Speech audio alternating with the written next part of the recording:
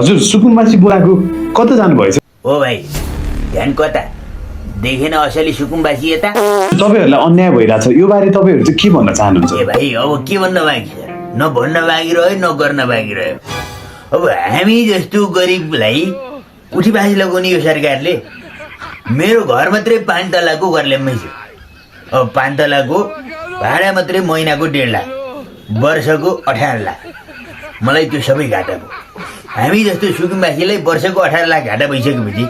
अब के हुन बाँकी रहेछ अब के भन्न बाँकी छ के गर्न बाँकी अब घर त गयो गयो अब घरभित्र राखेको पार्किङमा राखेको त्यो 60 लाखको गाडी पनि छैन कच्चा कुचुकै बनाइदियो अब त्यति मात्रै हो र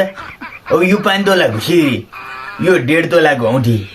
यो त आधी तोला अलि पुग्न पुग्छ अब घर आएर राखेको त्यो 7.5 तोला सुन पनि छैन अब म त बर्बादै भयो नि म त सकिहालेँ नि